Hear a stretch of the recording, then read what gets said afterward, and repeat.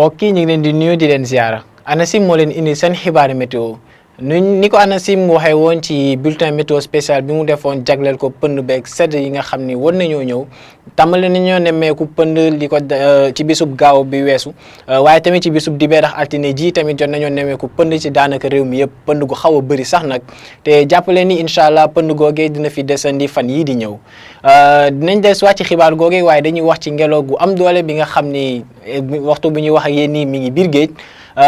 laal daanaka Grande Côte Dakar ak Petite Côte waaye ëllëg incha allah ci boori midi la nar a laal boori Casamance te ci noonee nag jàppale ni ngelaw googee mën naa dépasser ñeent fukki kilomètres waxtu bu nekk te dina fi desandi incha allah fii léegi alxamis di jot ba boori midi daanaka.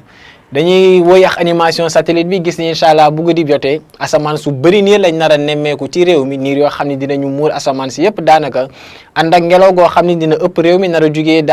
boori bët gànnaar ak penk tamit te looloo nar a desandi incha allah ci réew mi fii léegi ëllëg bisub talaata asamaan soo xam ni ci liy ëpp dina ami niir bu ñu xoolee prévision guddi gi incha allah dinañu gis ni température yi tàmbale nañoo wàcc bu baax ak ay température yoo xam ni dinañu lu mu kawe ci ñaari fukki degré ak benn lañ nar a yem comme ni ngeen koy gisee ca Dakar incha allah waaye tamit ca diggante Fatick ak Kaffrine dinañ fa nemmeeku tamit ñaari fukki degré moom la ñuy fekkaat ca penk ca diggante Matam ak Bakel ba daanaka sax ñaari fukki degré ak benn yooyu la ñuy fekkaat incha allah ca diggante Tambacounda ak Kédougou boo di bët saalumu réew mi nag ca Casamance dinañu gis ni température yi dinañu toll ci ñaari fukki degré jàpp fukki degré ak juróom-ñeent comme ni ngay gisee ca Sédhiou wala ca Kolda waaye boo di bët gànnaar dinañ fa nemmeeku température yu xaw a néew lu tuuti nar a tolloog fukki degré ak juróom-ñaar ca diggante Louga Linguère ak Podor dinañu gis ni incha allah tamit guddi gi dinañu wéy di nemmeeku pënd ci réew mi yëpp ànd ak ngelaw goo xam ne comme niñ leen ko waxee woon ca njëlbeen dina ëpp réew mi nar a jugee boori bët gànnaar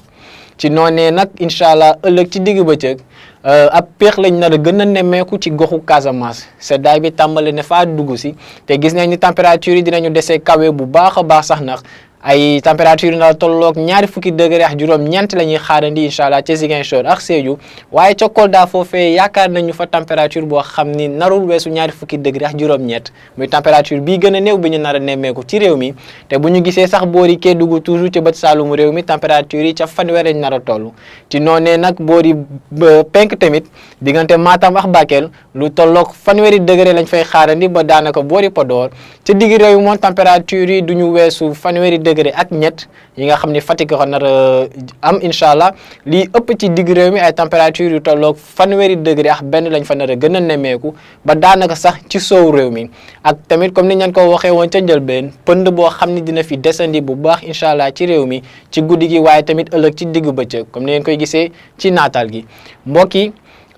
ANACIM jot naa def benn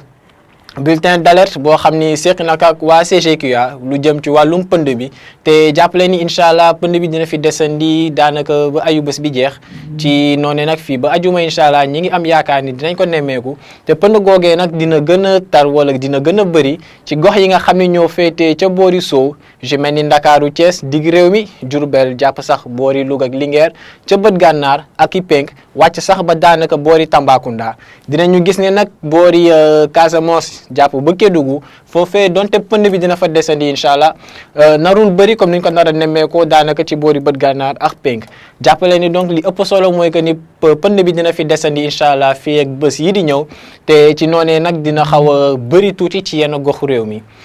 ñu dellu si waat tamit ci xibaaru géej yi nga xam ni ñu ngi fay xaarandi ay ngelaw yu fort yoo xam ne dinañ ko fa nemmeeku wala boog tàmbali nañ ko faa nemmeeku ci diggante Ndakaaru Grande Côte ak Petite Côte te ëllëg incha allah bu midi jotee lañ ko nar a nemmeeku ca boori Casamance mu nar faa desandi incha allah ba boori alxamis ci fukki waxtu ak juróom ak ñaar ci bëccëg. mbokk yi lii moo ñëw seen xibaari météo di leen ñaan nag ngeen di woy di topp xibaar yi nga xam ne ñoo dikkee ci ANACIM ci xarale yi di leen dig daje ëllëg incha allah di leen ñaan a jàmm wasalaam.